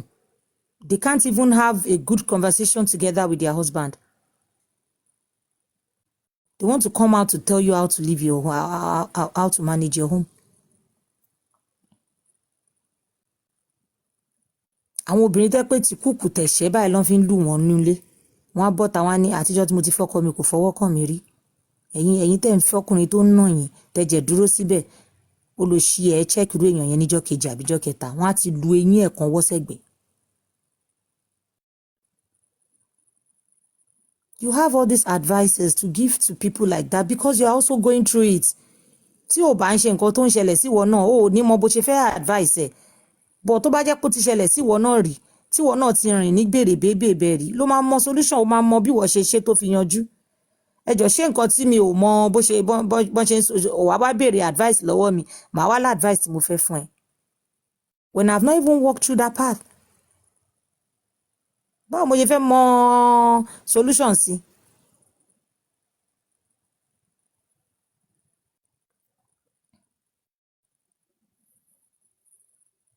Àwọn èèyàn mi máa ní o lọ gbọ́kọ lọ́kọ àbí o gbọ́kọ lọ́kọ ìyàwó kejì lèmi náà o ṣùgbọ́n mi ò gbọ́kọ lọ́kọ ẹ jọ̀ọ́ ẹ ṣàánú mi. Bóyá èmi ni mi ọ̀rọ̀ yín ò yé mi.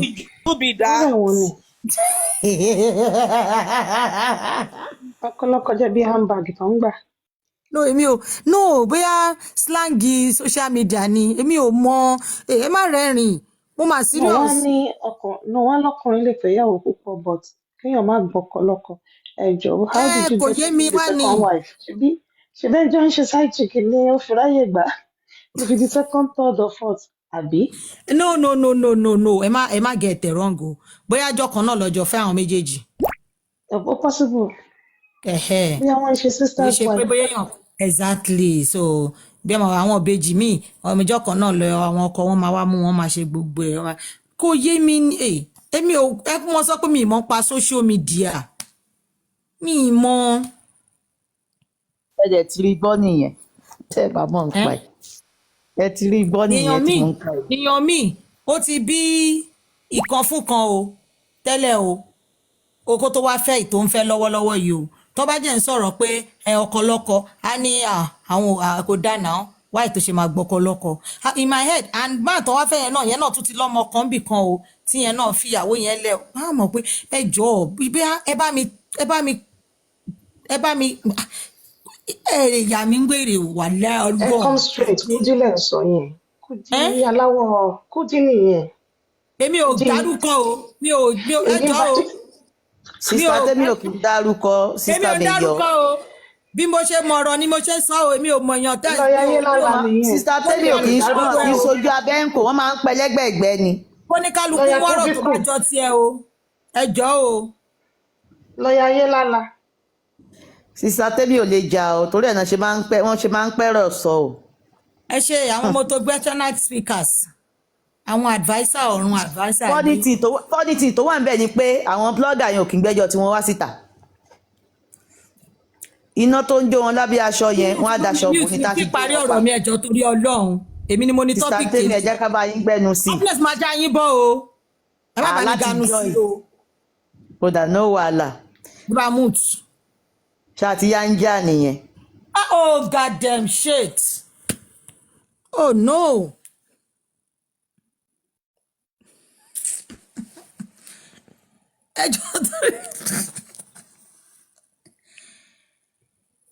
èèyàn kan mi ò lè imagine bóyá mo lọ́mọ mẹ́rin àbí mo lọ́mọ márùn mo bí wọn fún bàbá mẹ́ta àbí mo bí wọn fún bàbá méjì wọ́n á jẹ́ máa sọ̀rọ̀ obìnrin tí ó ń ṣèranù tí ò jókòó lé ọkọ àbóbìnrin tí ó ń ṣàgbèrè lábẹ́ ọkọ èmi náà jẹ́ lọ́bẹ̀ máa jókòó máa ní mo nímọ̀ràn mo kàn ń sọ ni o pé ẹ jọ̀ọ́ ṣé Adéníkẹ́ 4x4 nìyẹn.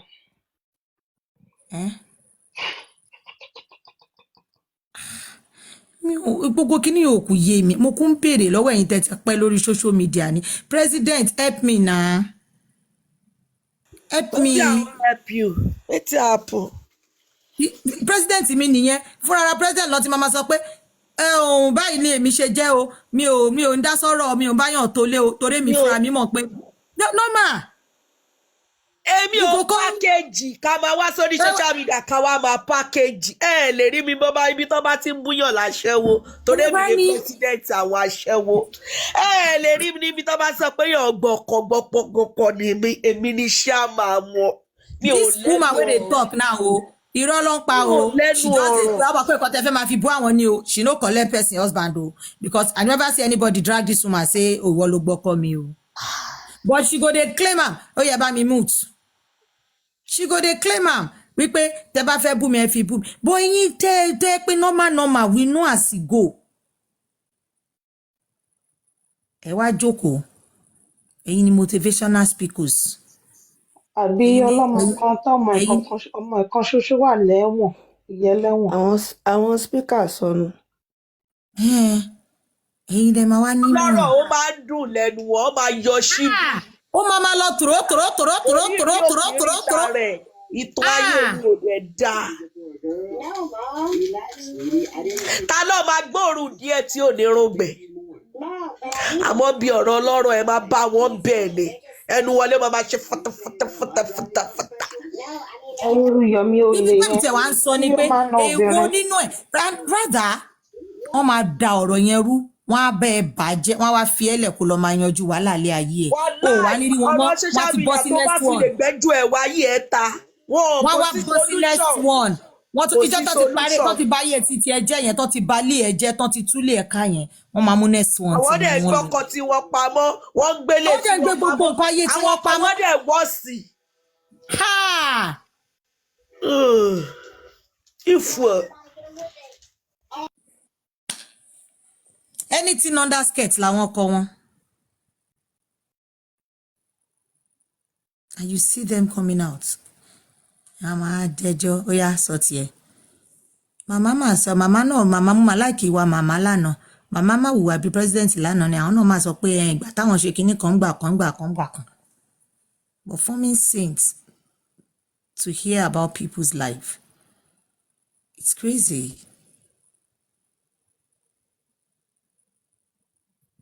the only time tí mo máa bára mi nínú situation báyẹn láyé mi màá kọ́kọ́ wo ìwọ tí mo fẹ́ wá bá sọ ayé ẹ gbọ́dọ̀ bẹ́tà ayé mi bó tó bá sì mú mi tí bá sì bẹ́tà ẹ wàláì kò sí nǹkan tó lè gbé wá sórí social media pé ẹ kinní kan tèmi kinní kan màá máa wọ ẹbí dìdìrín pé jọ́tá yí ẹ bá ti dá báyé tèmi ṣe dá tó bá lè rìn tó lè decent bẹ́ẹ̀ mi ṣe decent nínú ayé mi àti nínú ìgbéyàwó mi ìgbà yẹn ni kò máa bọ̀ kó wá bá mi sọ̀rọ̀ because ẹni títí ẹ ti jóná ni tí mi ò ní fẹ́ kó kóná mọ́ tèmi ìjọ tí story ayé ẹ bá dà tó bá lè wà proud bí mi ṣe lè wà proud bí obìnrin tí mo lè fọwọ́ sọ̀yà pé mo bọ́kùnrin jìyà mo ṣiṣẹ́ dé bẹ́ẹ̀ ni ìjọ tí wọ́n bá ti lè ṣe bẹ́ẹ̀ tí ò ń ṣe pé ọlọ́run ṣògo lẹ bá lọ ìjọ yẹn you can come forward to ask me question about my home.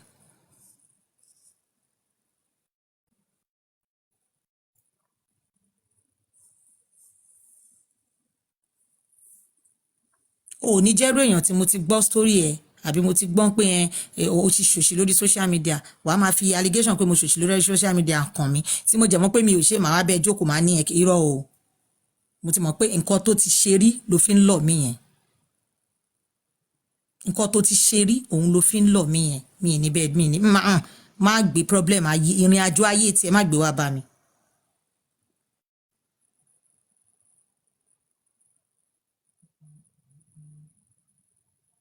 tí n bá ń bá ọkùnrin ṣeré pa tí ò ń ṣe physical eré pa o lórí keypad mi kò sí eré tí mi lè bẹ́ẹ̀ ṣe.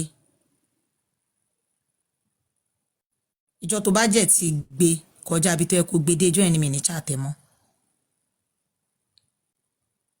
in fact ọ̀ lè sọ fún pé èèyàn yẹn báyìí ọkọ tèmi ni wọ́n á ní yes nínú àwọn nǹkan tẹ máa rí ta máa jọ máa sọ. ara mi ni mo rí tí màá sọ pé mo fẹ́ change ọkùnrin tí mi ò mọ̀ rí màá jẹ́ ní ó yá kí ni nǹkan ok ó mú gbó ó yá mi fẹ́ kó mú gbó mọ́.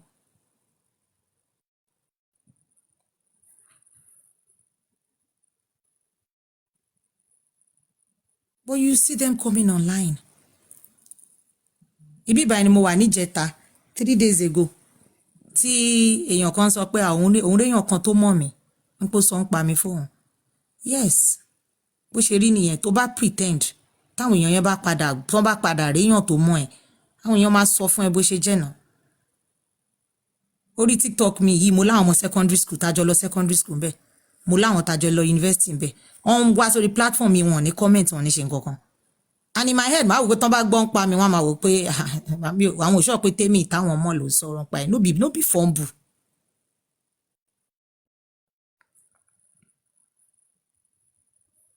I spoke to one of my lecturer last month last 2 weeks or thereabout. wọ́n sọ fún wọn pé ìjọ kan bóyá ìjọ tó bá parí justice o màá share platform mi fún yín probably ìjọ tó bá ń sọ̀rọ̀ nípa èèyàn tí Tèmítọ́pẹ́ jẹ́. ẹ̀yin wèrè olóòórùn kan títàn ayé yín ò dáa ẹ̀yin náà á fẹ́ máa ganu sọ̀rọ̀ ayé tèmi. My family are 100%, 101% proud of me. Proud of every life I lived in my life. Because wọ́n believe ẹ̀ pé àìwọ́ ló já lójú ẹ̀ já tèrè jù. But mi ò ra ìdọ̀tí lọ fẹ́ bírí láyé. Mi ìrà lọ fara rí. Till date, wọ́n máa tá tán síbẹ̀ ni. kẹjẹ torí topic ẹ ti gbé fara kẹ torí topic ẹ ti gbé òun ló bá justice for Mohbad débi tó délé ni tí ọ̀rọ̀ social media ò bá wọ̀ tí gbogbo àwọn à ń support àṣẹ báwọn social media náà lọ sọ di team kinní kan team lágbájá team tàmẹ̀dò ṣebí everybody ń wá síta là ń sọ pé àwọn tó ń bully ní pé àwọn ti damage bọ̀bọ̀ yẹn even kó tó di pókú ṣebí nǹkan tí gbogbo wa gbé bọ́ síta tẹ́lẹ̀ nìyẹn kájẹ tó mọ̀ wọ́n ti sọ di nǹkan míì òun lèmi ṣe ní kémi béèrè o láti close to 2 years nsìn ó ti fẹ́ pé 2 years nsìn tí mo ti wà lórí social media problem wo ni social media solve rí bóyá mi ò mọ̀ problem wo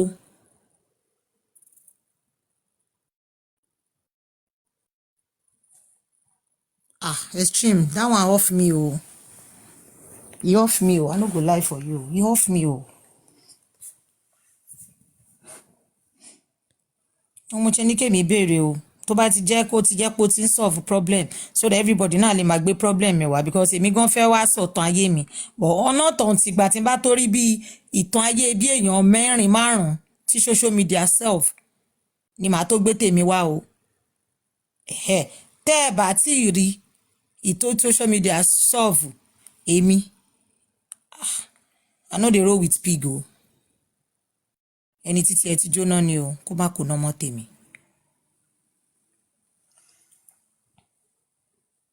kò ń ṣe tàìmọ̀rọ̀ sọ náà ẹ rò pé tí Dara ò bá bọ́ síta ṣé tàìmọ̀rọ̀ sọ ni ló máa jẹ́ pé kó má bọ́ síta tí Mary Gold náà ò bá bọ́ta ṣé tàìmọ̀rọ̀ sọ ni tí bàbá tí ò bá bọ́ta ṣé tàìmọ̀rọ̀ sọ ni. ókè gbogbo nǹkan tán wá síta tán sọ́nsìn ẹ jọ ṣé wọ́n touch image ara wọn ni ṣé wọ́n package ẹ̀ ni ṣé wọ́n because either you like it or not èèyàn kan ló máa gba ìtìjú ẹ̀ èèyàn tẹ́rọ pé ó máa gba ìtìjú ẹ̀ gan lè má jẹun ló máa gba ìtìjú ẹ̀ at the end of it ó lè jẹ́ yàn tó tiẹ̀ ti believe pé òun gangan lòun ṣe the right thing gan ló máa wá ní ìtìjú ẹ̀ lọ́dọ̀.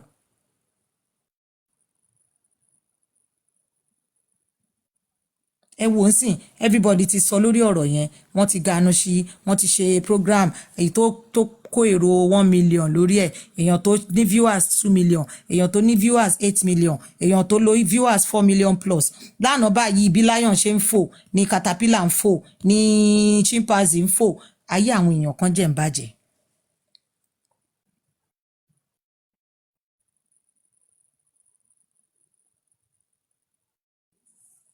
àwọn tí bíjẹ̀ ń gba viewers wọ́n ń gba gifts èròjẹ́ ń pọ̀ everybody wá invite wọn everybody ló fẹ́ ó yá ìwọ náà wá sórí platform tèmi náà wá ṣàlàyé ara ẹ ó yá ìwọ náà wá sí platform tèmi náà wá ṣàlàyé ara ẹ tó bá ti wá mú ọ̀rọ̀ lọ́rọ̀ ẹ lọ gbòójọ́ tó bá mọ́rọ̀ lọ́rọ̀ sọ̀wọ́ ìjọ ẹni viewers wọn ó máa fò sókè ni.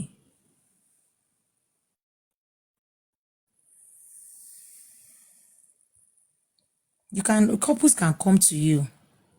You can always solve their issues for them behind the camera. Not until when you bring them on social media, on oya ìwọ bọ́ síbẹ̀, oya ẹgbẹ́ sókè, oya ìwọ náà sọ tẹnu ẹ, oya ẹgbẹ́ ìwọ náà sókè, oya ìwọ náà sọ tẹnu ẹ, oya kìnìún kan.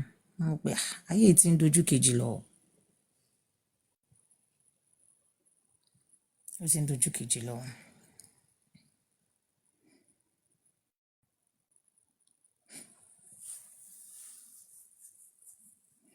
Although sometimes ó máa bíyàn nú téèyàn mi you especially ìwọ tó bá mọ̀ pé yes wọ́n parọ́ mọ́ ẹ you will want to react like máa bọ́ta máa sọ story mi with evidences with kinní kan but then tó bá tún jókòó tó bá tún rò àbí tó bá ráwọn èèyàn gidi lára ǹdẹ wọ́n máa sọ fún ẹ pé do you think you need it? Do you actually think you need it?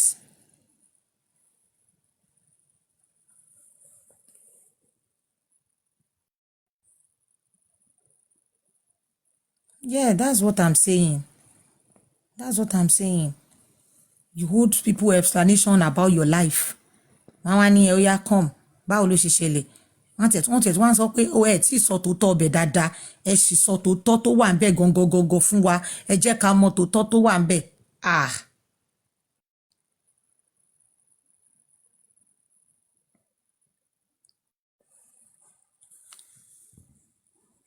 àwọn tó jẹ́ ń sọ yìí in fact the last time I checked 70 or 80% of them ilé ọkọ kejì ló wà.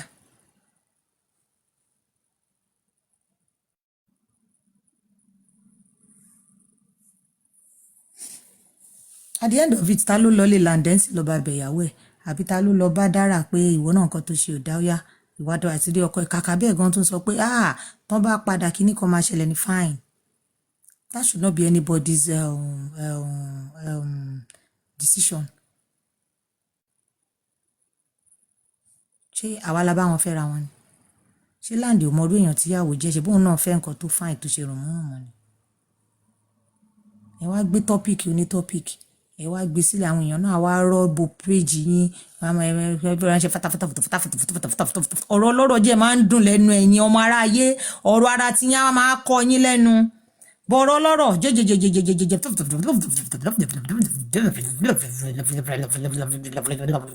òyìnbó ò ní kọ yín lẹ́nu yorùbá gan òwe gbogbo ẹ̀ ò ní gbẹ̀yìn ibẹ̀ lẹ ti máa lọ máa wá àwọn òwe kàǹkàkàǹkà òwe pìnpìnpìnpì.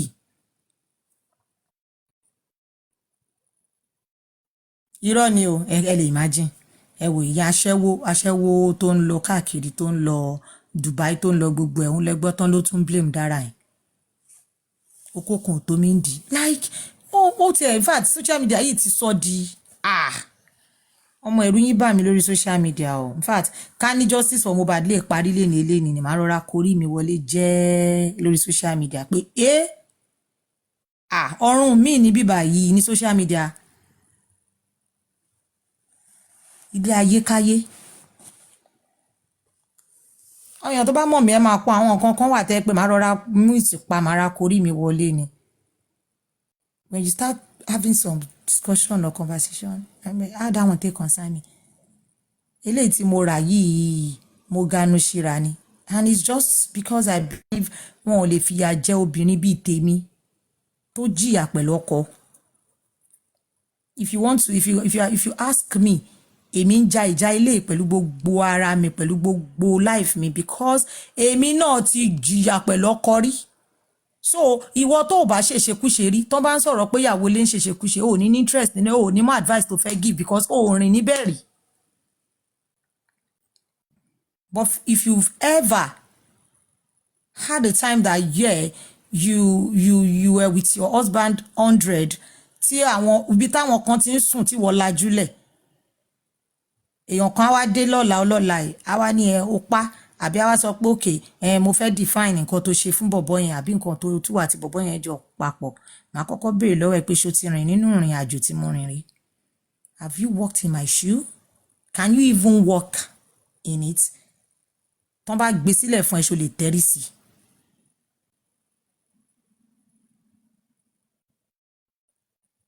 ṣó lè tẹ́rí sí ṣó lè gbà á o lè gbà fáwọn ọmọ ẹ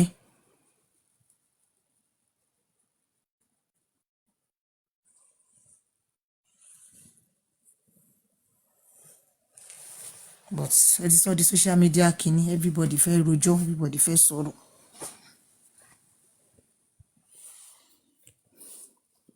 ẹ wo ilé alọ́ba family ẹ wo bọ́n ṣe sọ ilé yẹn di rádaràda tẹ bá jẹ́ máa gbọ́ náà á ní they spoil the family they spoil the family they spoil the family ẹ̀yin tẹ́ ẹ̀ sọ pọ́n spoil family tẹ́ ṣe nínú ẹ̀ ló pọ̀ jù ìtẹ́ ṣe nínú ẹ̀ òun ló pọ̀ jù but ẹ bá ti wá sí online ẹ máa pretend ẹ máa form tẹ́ ẹ bá lọ máa fi owó lọ máa mú jòsí lọ́rùn lọ máa mú ṣe bẹ́yìn social media ló kọ́kọ́ sọ pé béèrè fún DNA test tí social media ò bá lọ fowó ranjú mọ́ yẹn tó ti sọ fún pé ṣùgbọ́n tó kọ́kọ́ sọ gángbà tó kọ́kọ́ ṣe first interview lóhùn kọ́ lóhùn mọ̀ pọ̀ ọmọ òun ni ó níbọ̀ àwọn social media àwọn ló ń sọ pé kò ń ṣe ọmọ òun.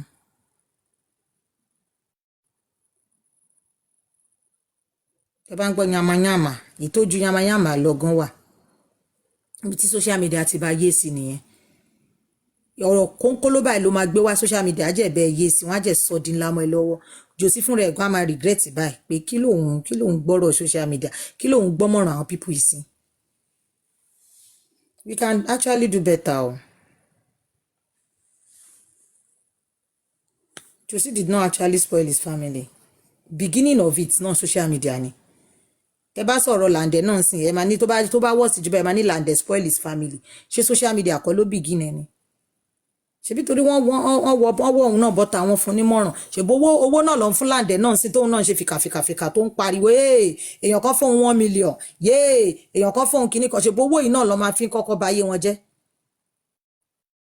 Báwọn ọ̀ràn kan ṣe ń fún Lande lówó, làwọn ọ̀ràn kan ń sọ pé Dara we support you. Làwọn owó yìí náà ni once they start giving them money, everybody ma believe pé yes nǹkan tóun ṣe òun ti láwọn fan base, àwọn èèyàn ti ń support òun, àwọn èèyàn ti ń ṣe bákan fóun.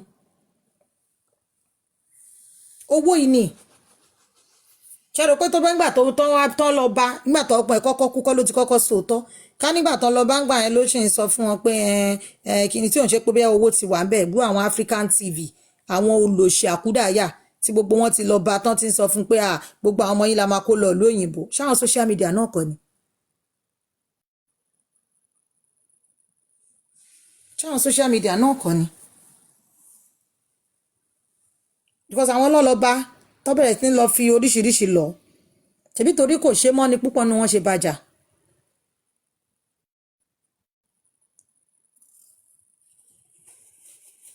Gbogbo àwọn eléyìí tẹ́ ń gbé wàtà yìí náà tó ń ṣẹ̀ṣẹ̀ ń ṣàlàyé sí ṣèbí torí ó sì jẹ́ genesis ni ẹ̀yin ẹ jẹ́ kán pẹ́ díẹ̀ kan wọnú ọ̀sán kan wọnú. But sister mi àbóhùn ló ń ṣe gbogbo àwọn tó ń wà àwọn tó sì wá sí náà sẹ̀ àlówó everybody wọn náà ń ṣe sẹ̀ gbogbo àwọn ẹbọ síta wá ṣàlàyé ara ẹ̀ yìí náà owó àmà tó bá sọ̀rọ̀ àwọn social media máa dáwó fún ẹ o wọ́n máa fún ẹ lówó o ṣé mo rí gbogbo fídíò Lande lẹ́nu láti bí ijọ́ yẹn tó ti ń pariwo èèyàn kan fún 1 million èèyàn kan fún kinní kan million èèyàn kan fún kinní kan 30 million